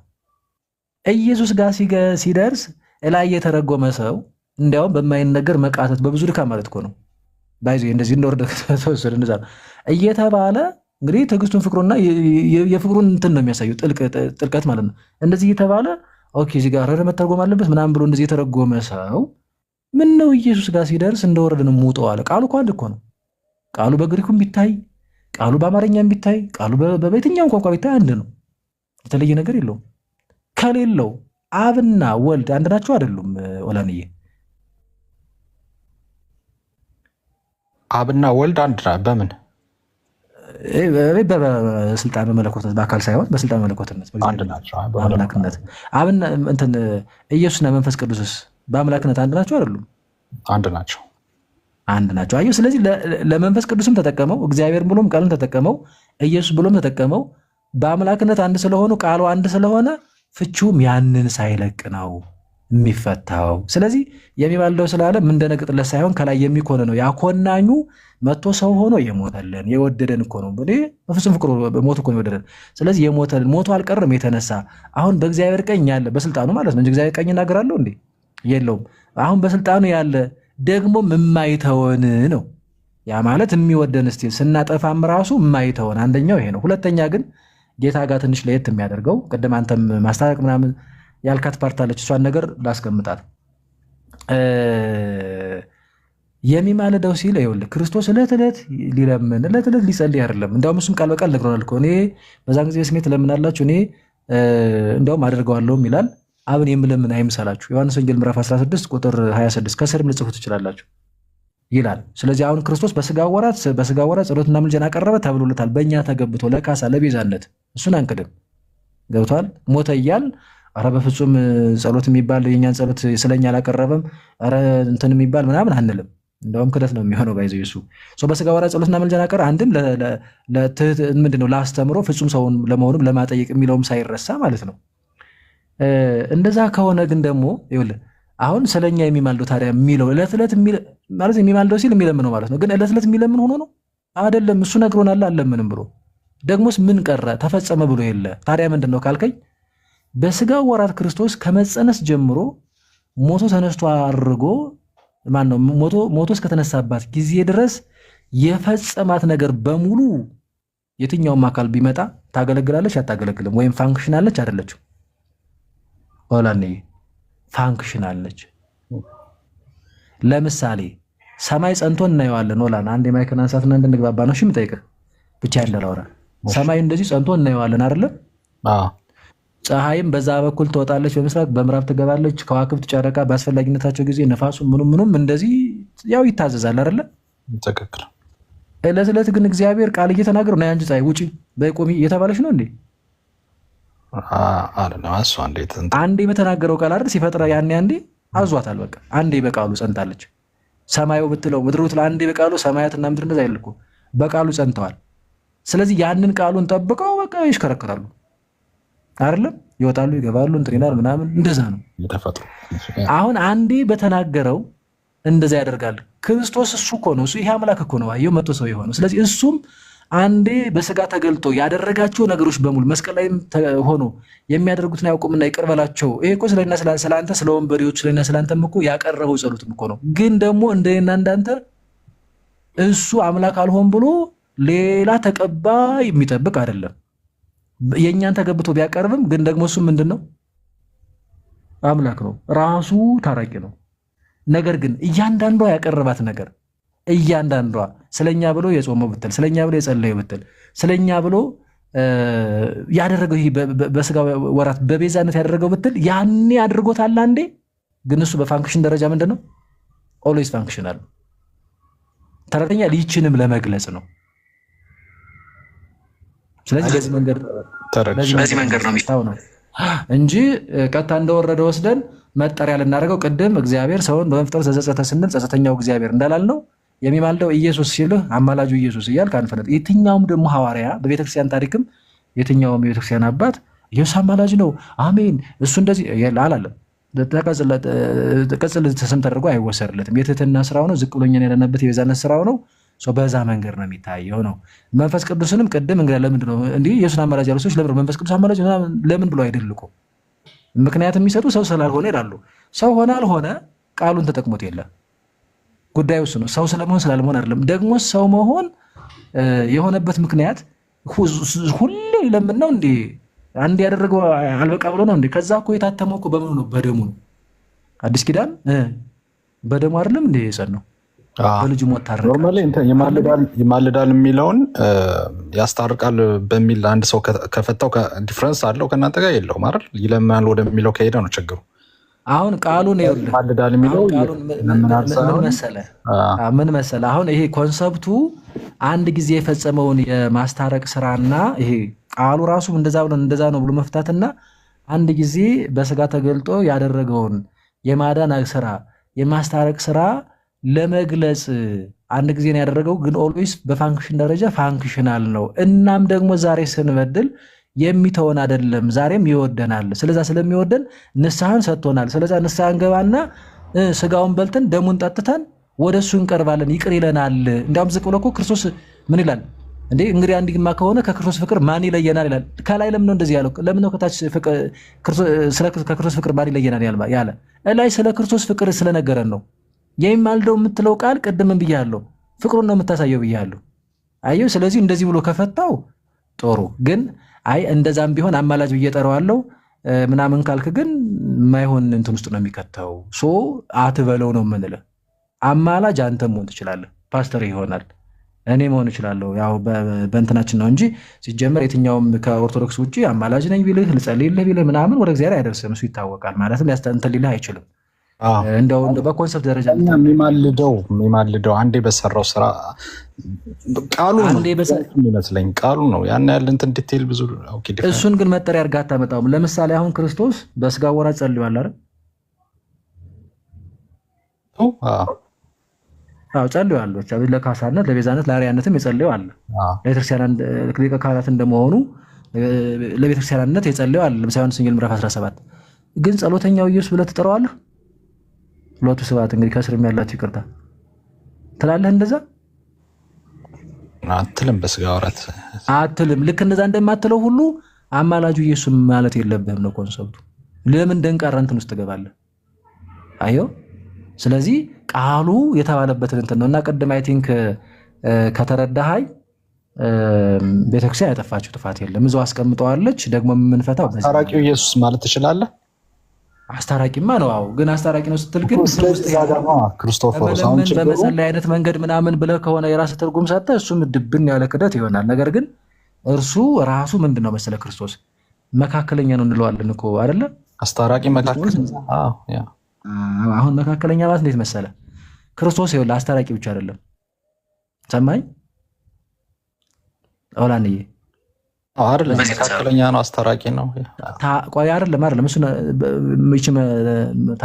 ምንድን ነው አስታራቂ ብቻ ለምትሏን ኮንሰፕት ብቻ ሶስት ነገር ልንገርህ። ክርስቶስ አስታራቂ ብቻ ሳይሆን ምንም ነው፣ ታራቂም ነው። አይደለም ራሱ እኮ ታራቂ እኮ ነው እንዴ። የበደል ነው አብን ብቻ ነው እንዴ እንደዚህ ገነጥለን? ታራቂ ስትል ከኛ ጋር ማለት ነው እንዴ? ያው ከሱ ጋር አልታረቅንም እንዴ? አየው መካከለኛ ስለዚህ እንደዛ ነው። ታራቂም ነው አስታራቂም ነው። እንግዲህ ክርስቶስ እኮ አምላክም ነው ምንም ነው፣ አምላክም ነው ምንም ነው፣ ሰውም ነው። ሰው የሆነበት ምክንያት ተመልከት፣ መታረቂያ መስዋዕትም ለመሆን አሁን ሶስቱ ልንገረ ክርስቶስ መታረቂያውም ራሱ ነው። ሌላ መስዋዕት አስፈልጓል እንዴ? በግ እንትን ላምና የለም። የእንስሳ ደም አላስፈልገው ራሱ። ምክንያቱም የነሱ ምን ራሳቸውንም አይያዱን እንኳን እኛን። ስለዚህ ራሱ ምንድን ነው? መታረቂያ መስዋዕት ነው። ደግሞም ራሱ ምንድን ነው? አስታራቂ ነው፣ ሊቀ ካህናት። ደግሞም ራሱ ምንድን ነው? ታራቂ ነው፣ አምላክ። እነዚህ ሶስቱንም ነው ክርስቶስ የሆነው። መካከለኛ ማለት ከአምላክም ወገን ከሰውም ወገን ማለት ነው። ነገር ላይ አምላክም ነው ሰውም ነው ማለት ነው። ስለዚህ አምላክ እንደመሆኑ እንታረቀዋለን። ደግሞ ሰው እንደመሆኑም ደግሞ መታረቂያችን ራሱ ነው። ደግሞም ሊቀ ካህናት እንደመሆኑ አስታራቂው እሱ ነው። ይህንን አንድ ጊዜ ነው የፈጸመው፣ የደመደመው። ተፈጸመ እኮ መስቀል ላይ በቃ በምኑ እንትን አለው? በደሙ። ከዚህ በኋላ አሁን ያ ያደረገው ነገር በሙሉ በስጋ ወራት ከዛ በሞቱ የተረጋገጠው በትንሳኤው የታተመው እርሱ የትኛውም አካል ቢመጣ ምንድነው? ፋንክሽናል ነው። ይህንን መግለጽ ነው የሚማልደው ማለት በሌላ ቅድም ካልኩ በተጨማሪ እንትን ስንለው ነው። ተረድተኛል አሁን? እና ስለዚህ ቤተክርስቲያን ምንም እንትን ያላችሁ የለችው ያጠፋችሁ ነገር የለም፣ እዛው አስቀምጠዋለች ነው ጥያቄው። አሁን አንዳንዶቹ እንደው ትንሽ የቆነጻጸለች እንደው የደበቀች መስሏቸው፣ ኧረ ቤተክርስቲያን በጣም እንትን ነች። አንዴ ነው። ሁለተኛ ነገር ደግሞ በነገራችን ላይ መረዳት ያለብን ነገር በጣም አጭር እና ምሬ ፍሬም አዳም ሻም ስለመጡ ሜቢ ዲያቆን ብሩክም ከሰሙሳቸው እንዲቀጥሉ ቅድም ጠርቼዎት አልሰማ ብሎት ነው ዲያቆን እና የመጽሐፍ ቅዱስ ህትመት በነገርህ ላይ እሺ ዲያቆን የመጽሐፍ ቅዱስ ህትመት ማለት ነው እዛው እንትኑ ማውጫውን ብትመለከቱት ደግሞ ከዚህ በበለጠ ደግሞ ተሻሽሎ የሚታተም ይሆናል። እንደው ባጭሩ ነው ያስቀመጥኩት። እሺ እንደዚህ ታይተው እንደዚህ እንትን ብሎ ደግሞ ተሻሽሎ ትርጉሙ ተሻሽሎ የሚታተም ይሆናል። ይትኑ ዶግማ ኦላኔ እየሰማኝ? አዎ ለዛ እኮ ነው አንድ ቃል ቅድም ስታስረዳ ስለነበር አንድ ቃል ትልቅ ዲፍረንስ ያመጣል ብዙ ጊዜ። ማምጣት አሁን ይህንን እንዴት ይሆናል መሰለ? ለምሳሌ አሁን ከአዲሱ ማነው ከሁለት ሽትሙ እንደው እኔስ ተዋቅሜ አይደለም እነ መምህር ኤፍሬም እነ ዲያቆን ብሩክ ሌሎችም እንትን ይበሉ፣ ግን እኔም አሁን ተናገረው ይባል ከሁለት ሽትሙ አይ እንደው ይሄ እንደዚህ ተብሎ ከሚቀመጥ እንደዚህ ቢሆን እንደው ይቀና ነበር ብለን የምንለው አለ። እኛ ራሳችን ይተቻል ባይዚ እሱ ምንም ችግር የለውም። ውስጥ ያለንም ምዕመናን በለን መምህራን በላቸው ይተቹታል። አይ ይሄ ከሚሆን ይሄ ቢሆን ይቀናል፣ ለምን ይሄ ነው ጥሩ እንደ ይሄ እኮ ምንም ኦፕን ነው። ይሄ የትርጓሜ ጉዳይ ባይዚ ሐሳብ የማሰጥበት አይነኬ ተደርጎ የሚወሰዳል። ሆን ብለህ በቃ ሆን ብለህ የምታደርገው ነገር ካልሆነ መስተቀር እውነት ለመናገር ቅድም እንደነገርኩ ይሄ ፓርሻል የመሆን ጉዳይ አይደለም። ካፈር የምትሰሙኝ ሆን ብሎ መጽሐፍትን የመቆነጻጸል ነው የማጣመም ነገር ያለው ፕሮቴስታንት ጋር እግዚአብሔር በሚያውቀው እኔ ብዙ አይቻለሁ። እንደውም አሁን ትቼው ረስቻለሁ ትንሽ እንጂ አንዳንድ እንትኖችን ቅድም ቀለል አማርኛ አዲሱ መደበኛ ተርጉም እንደዚህ በሚል ብዙ አሁን ወደ አፍሪካ ስትሄዱ የአፍሪካ መጽሐፍ ቅዱስ ተብሎ በጣም የሚቆነጻጽሉት ነገር አለ። በጣም ማለት ነው የሚጫወቱበት ነገር አለ። እዛ ጋር በቃ ዴሊብሬትሊ ይደረጋል ኢንቴንሽናሊ። እኛ ጋር ደግሞ ያው እንግዲህ አንዳንዴ ተርጓሚዎቹ እንግዲህ በታያቸው መንገድ እግዚአብሔር አምላክም እንግዲህ መቼም ገዛው እንዳለ ሆኖ አንዳንዴ ደግሞ እንግዲህ ሰው አይደሉ የሆነ እንትን ሊል ይችላል። ያኔስ አይነኬ ነው አይደለም? ሊቃውንት የምጠይቃቸው ቀረብ ብለህ ለምሳሌ መምህር ኤፍሬም ሊናገሩ ይችላሉ። ሁለት ሽትሙ ላይ ይሄኛው እንደዚህ ከመባል ይልቅ እንዲህ ቢቀመጥ ይሻል ነበር ብለው በጨዋ ደንብ ሀሳባቸውን ያቀርባሉ። እኛም ልጆች ቢሆን አይ እንደው እንደዚህ ከሚሆን እንደዚህ ቢቀና ብለን እንቀጥላለን። ኢትስ ኖት ዶግማ በቃ ምንም እንትን እና ተንኮልም የለባትም ቤተክርስቲያን ልፈልጌ ነው። ግለሰብ በግለሰብ ደረጃ ተንኮል ሊኖርበት ይችላል። ቤተክርስቲያን የክርስቶስ ቤተክርስቲያን ግን በዚህ ልክ ቃሉ የምትቀልድ አይደለችም። እሱን እንድታውቅ ነው። እሺ እና እኔ በቃኛል። እዚህ ጋር ዲያቆን ብሩክ ከመጡ ይቀጥሉ። ቅድም ምናልባት ወይ የሚጨምሩት ሀሳብ ያስባለሁ ወይ ኦላን መጠየቅ አለበት።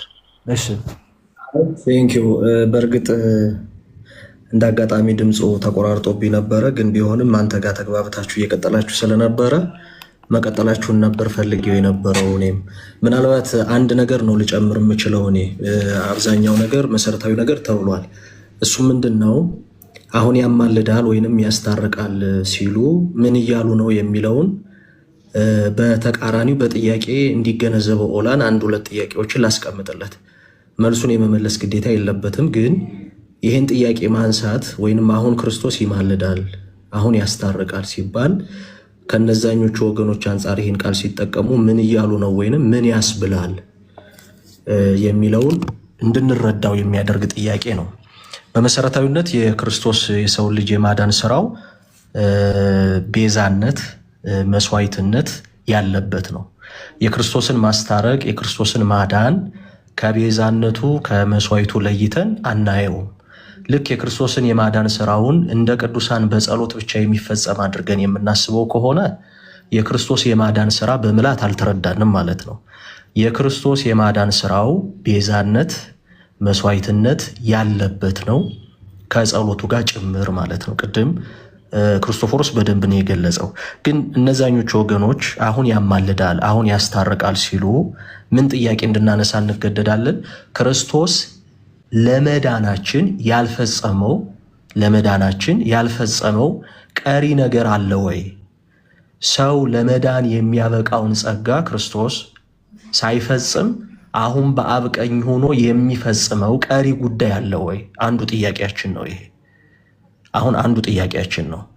አሁን አንድ ሰው ያማልደኛል ወይንም ክርስቶስ ያስታርቀኛል ሲል ክርስቶስ ወደዚህ ዓለም መጥቶ ለሰው ልጅ መዳን የሚበቃውን ነገር ሳይፈጽም ሄዶ አሁን በአብ ቀኝ ሆኖ እንዲፈጽም የምንጠብቀው ነገር አለ ወይ? አንደኛው ጥያቄያችን ይሄ ነው። በነገራችን ላይ መጽሐፍ ቅዱስ እንደሚነግረን እንደ እውነቱም ደግሞ ለመዳናችን በቂ የሆነ ጸጋ በክርስቶስ ማዳን ተሰጥቶን ተፈጽሞልን ሄዷል። አሁን ያልተፈጸመልን እኛ የምንጠብቀው ከክርስቶስ በቀራኒው መስቀል ላይ ከተሰራው ከተደረገልን ከክርስቶስ የምንጠብቀው የተለየ ነገር አለ ወይ ካልን ዕብራውያንን ማንበብ ነው። የተቀመጠ ሊቀ ካህናት እንጂ የቆመ ሊቀ ካህናት አሁን የለንም። ምን ማለት ነው?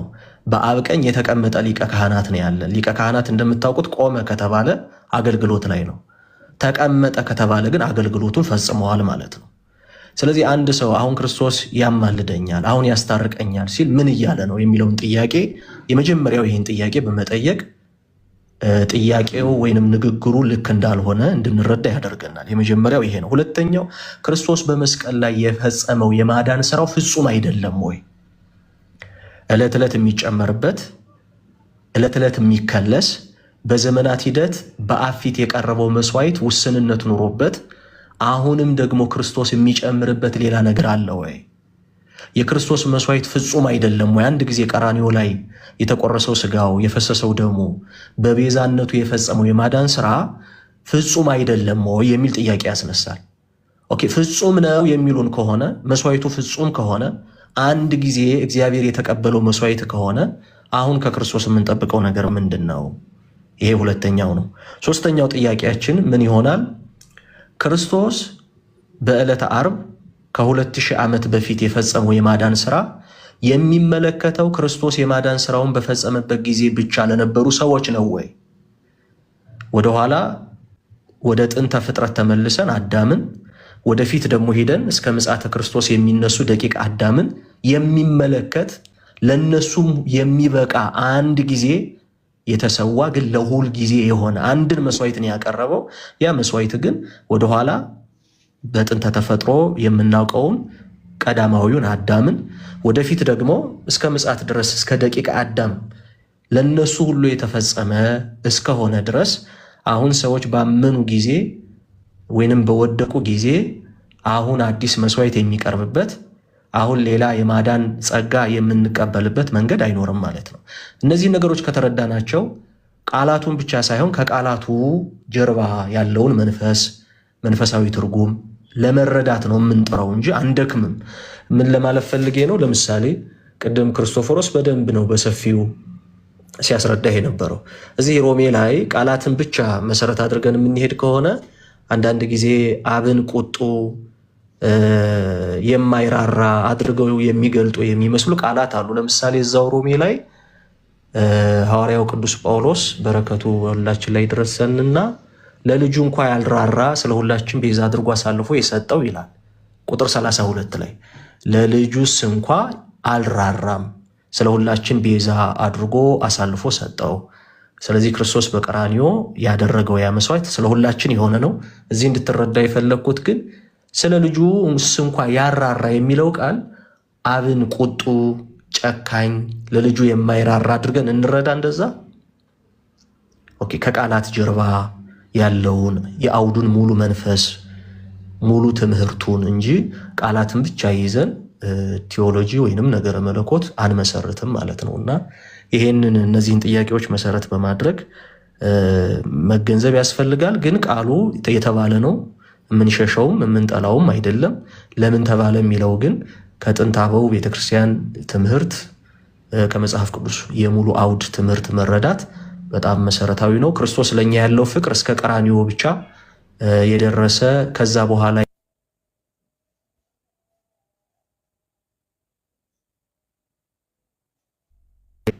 አሁንም ያው በፍቅሩ ክርስቶስ አሁንም ያው ቋሚ የሆነ ፍቅር ነው። አንድ ጊዜ የወደዳቸው እስከ ወዲያኛው እስከ ዘላለም ነው የወደዳቸው የሚለውን ለማስረዳት ሐዋርያው እንደተጠቀመው መረዳት ያስፈልጋል ለማለት ነው።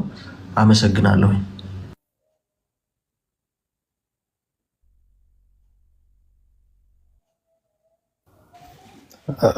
ኦኬ፣ አመሰግናለሁ። ሌሎች ይቀጥሉ መሰለኝ። የኔ ጥያቄ እዚህ ጋር ይቆምና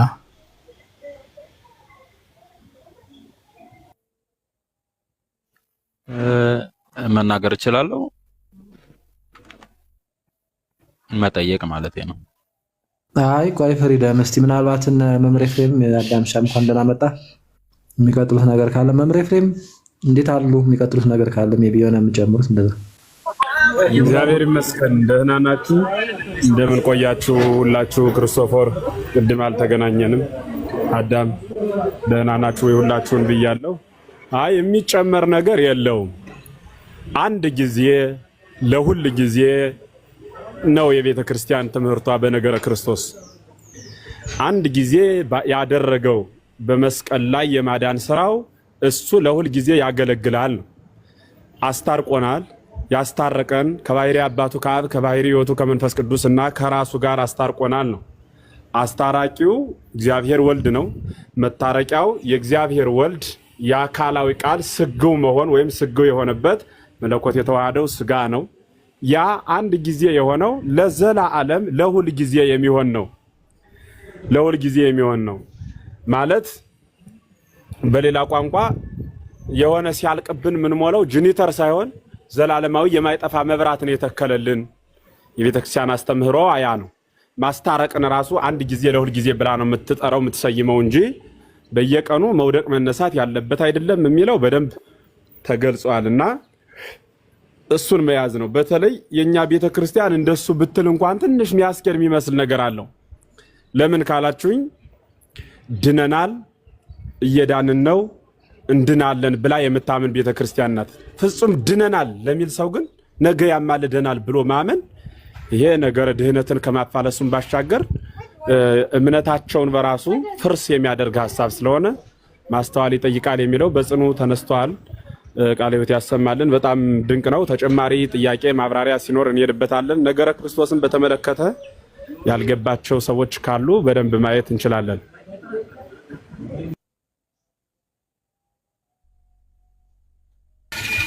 ክርስቶፎር ቃለ ሕይወት ያሰማልን። መምህር ኤፍሬም ትንሽ ድምፅ ላሰማ ብዬ ነው። ወንድሞች ቀጥሉ። ተሙሻ እንዴት ነህ? ሰላም ብያለሁ።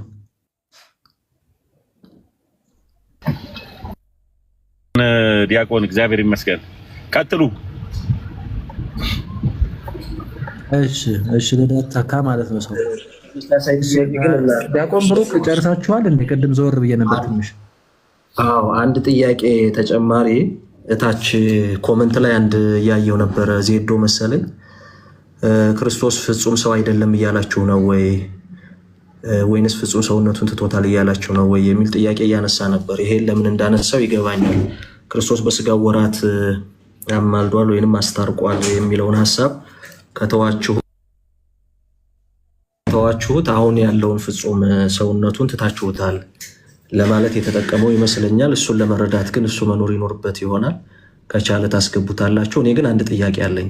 ክርስቶስ በስጋው ወራት ደክሟል። ክርስቶስ በስጋው ወራት ታሟል። ክርስቶስ በስጋው ወራት ተጠምቷል። ክርስቶስ በስጋው ወራት ተርቧል። ክርስቶስ በስጋው ወራት ደክሟል። እና ዜዶ አሁን ክርስቶስ ይራባል እያልከን ነው ወይ? ምክንያቱም እኛ አሁን ያለበትን ሁኔታ እየካድን አይደለም፣ ግን በስጋ ወራት በዛን ጊዜ ለመዳናችን የፈጸማቸውን ነገሮች አሁንም ፍጹም ሰው እስከሆነ ድረስ መቀጠል አለበት ብለን ካሰብን እንደዚህ ዜዶ አባባል አሁንም ክርስቶስ ይተኛል፣ ተኝቶ አይተነዋል በስጋ ወራት። አሁንም ክርስቶስ ይራባል እያለን ነው፣ ተርቦ አይተነዋል ክርስቶስ። አሁንም ክርስቶስ ይጠማል እያለን ነው፣ ተጠማው ሲል ሰምተነዋል ክርስቶስን።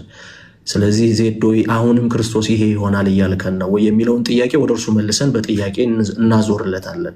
ምናልባት ለመልሱ ለመወያየት ፈቃደኛ ከሆነ ወደዚህ ቢመጣ ብታስገቡትና ኮመንቱ ብዙ ሐሳብን በመላት መግለጽ ስለማይችል ምን ለመጠየቅ እንደፈለገ ምን ለማለት እንደፈለገ ብንረዳው።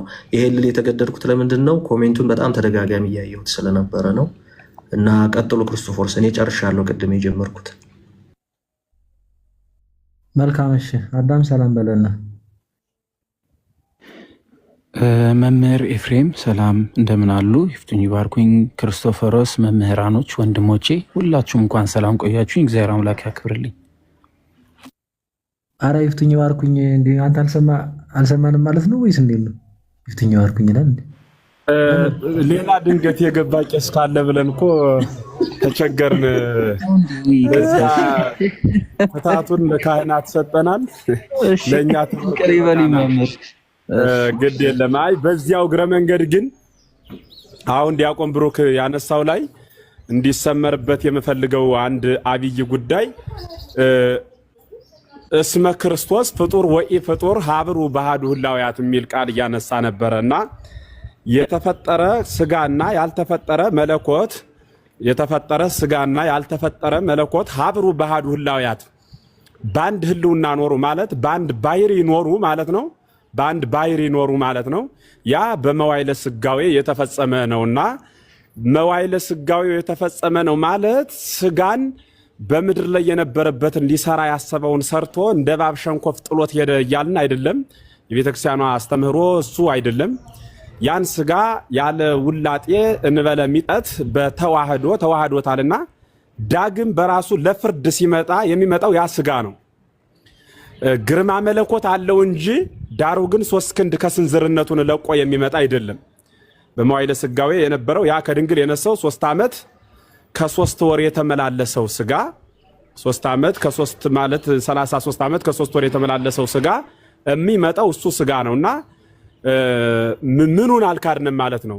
ሰውነቱን አልካድንም፣ አምላክነቱን አልካድንም። ምክንያቱም ኢያፍለሰ ተስበይቶ ፈጦረ ሀበ ከዊነ መለኮቱ ይላል ሃይማኖተ አበው ምዕራፍ 24። ምን ማለት ነው? ትስበይቱን ወይም ሰውነቱን መለኮትን ወደ መሆን አልለወጠውም ወይም ጥሎት አልሄድም፣ አልዋጠውም፣ አልመጠጠውም። ወይ ኢያፍለሰ ፈጣሪ መለኮቱ ሀበ ከዊነ ትስበይቱ መለኮት የሆነውን ፈጣሪነቱን ደግሞ ፍጡር ወደ መሆን ወይም ከዊነ ትስብእት ሰውን ወደ መሆን የለወጠው አይደለም ማለት። ስለዚህ ሳይለዋወጥ በተገናዝቦ ተገናዝቦ ደግሞ በተገናዝቦ ማለት ስጋ የመለኮትን ገንዘቡ ማድረግ፣ መለኮት የስጋን ገንዘቡ ማድረግ፣ ይህ ተገናዝቦ እንለዋለን። በተገናዝቦ ዳሩ ግን ደግሞ በተዋህዶ በምድር የነበረው ዛሬም ድረስ ያለ የማይለያይ ተዋህዶ ብለን ነው በቤተክርስቲያን የምናምነው ማለት ነው። እንዲህ ስንል ግን ደግሞ ያ መስቀል ላይ የፈጸመው የማዳን ስራ ደክሞት እያረፈ የሚሰራው ይሄን ደግሞ ለከርሞ ጨርሰዋለሁ የሚለው ይሄን ደግሞ ሰዎች ሲወለዱ አደርግላቸዋለሁ ብሎ የሚጠብቀው ጀምሮ የተወው ነገረ ድህነት የለም። ያ የመስቀል ነገረ ድህነት በሱ በኩል ያለውን ፈጽሞታል።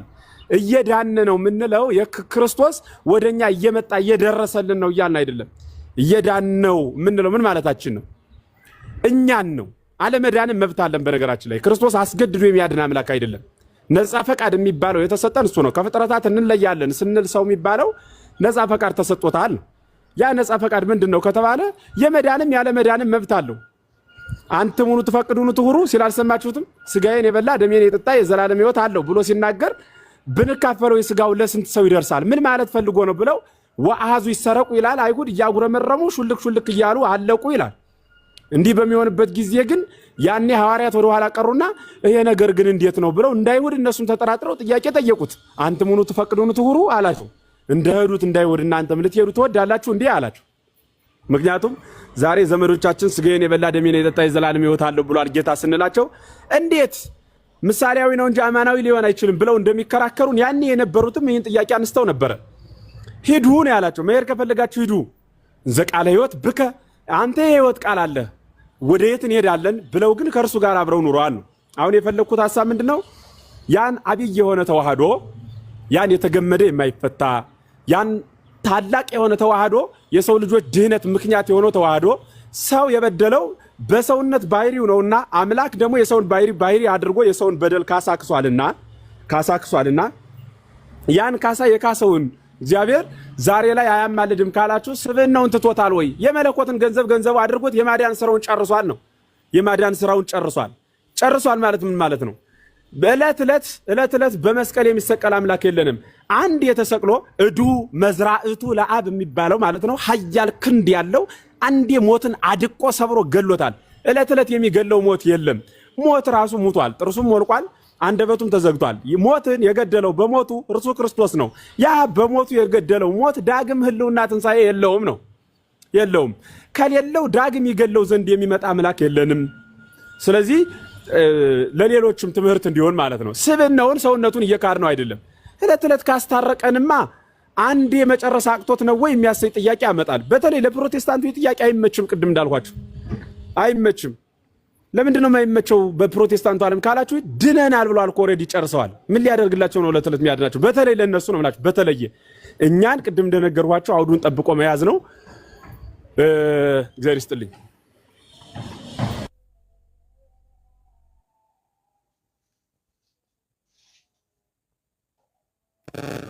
ያሰማልን መንግስታትን ያወርስልን። ፍሪደም አዳም ፍሪደም ነው ራስቲ አይ ቲንክ ይቅርታ በጣም ቆይ እስኪ ግን እንተናን ሆላን ጨርሰሃል ለዛሬ ነው ወይስ ጥያቄ ካለ ወይ አዳም ያብራራል? ሜቢ ነው ለፍሪደም እድል እንስተው።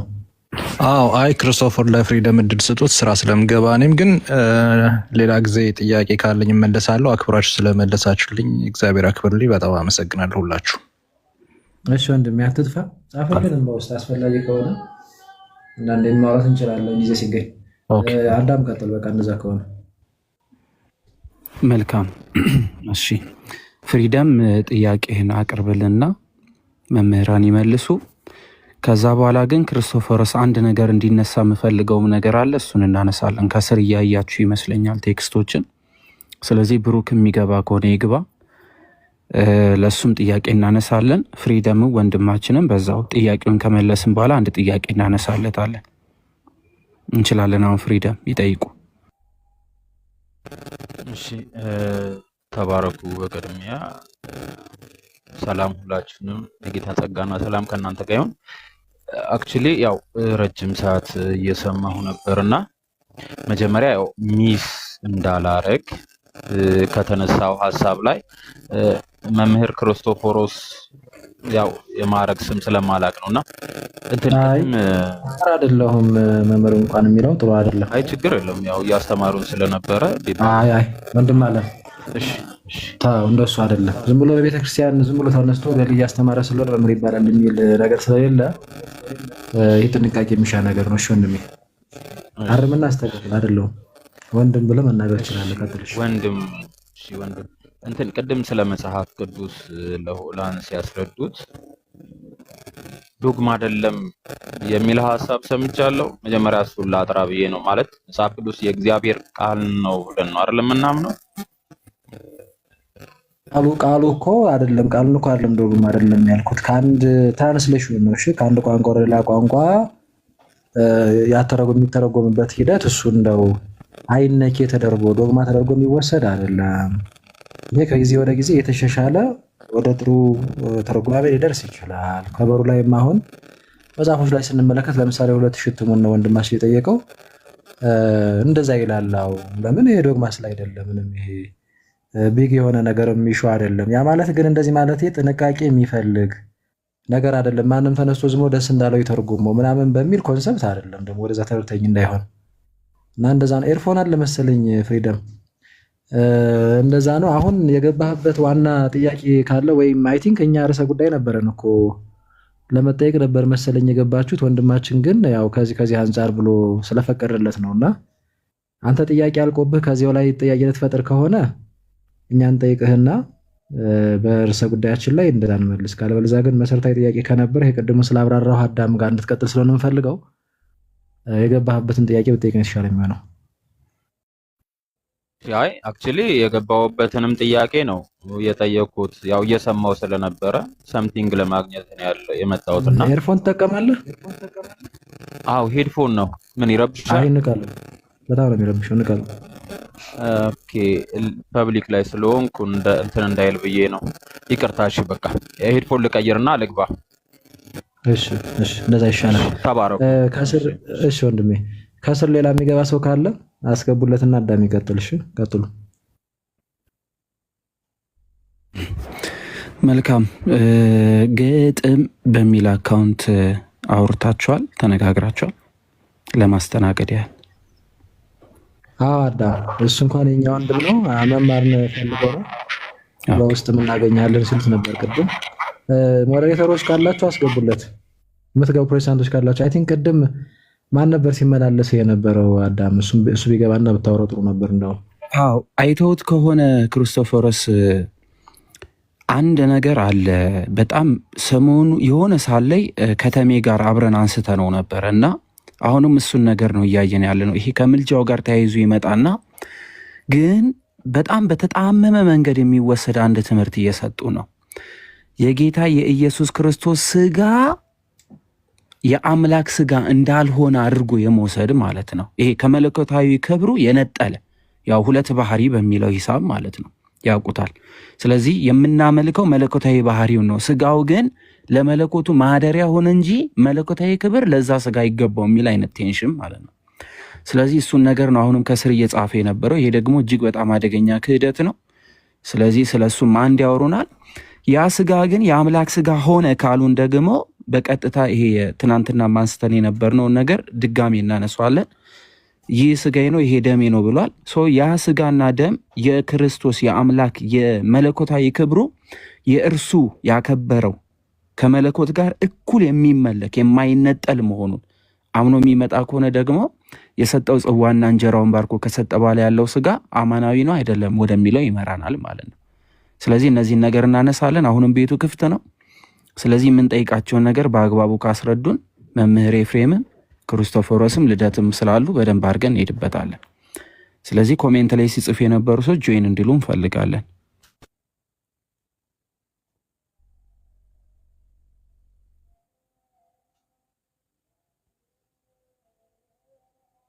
ያ እውነት ነው። ገስት ላይ ላከ የለም። ሞዴሬተሮች አላችሁ አይደል? ነው የሉም? እንደዚሁም ዝም ብለው ጻፍ ሲያደርጉ ለሳባቸው አሁን ራሳቸው መርጌታ ብለው መርጌታ ክብር ለኢየሱስ ብለው የሚጠሩ አንድ በእንግዲህ አባታችን ይሆናሉ በእድሜ አሉና እስቲ ካቻሉ ይግቡ እስቲ። አሁን 100% ድናል ጸድቀናል ምናምን ፉከራ እኮ አይደለም። አሁን ውስጦት አልዳኑም እኮ መዳኖትን እኮ አጥተዋል እኮ ባዶ እንትን ኦናኖት እኮ ምናምን ስለሚለወት ያለው አማራጭ እኛ ጋር ሰበሰበበት ኮሜንት ላይ መጥቶ መጮህ ከዛ ሄዳኑ ይመስላችኋል። እና ይሄ የተለመደ የጴንጤ ሙድ ነች፣ እናውቃታለን። ገብታችሁ ግን እንደዛ መወያየት አባ ሰረቀ ማለት ነው። መምህር ኤፍሬም እንዴት ነው? ጥሩ አልኩት? ከባድ ነው እኮ ከታች ጽፈው አቶ ሰረቀ ብለው ጥሩ አልኩት ወይ እያልኩኝ ነው።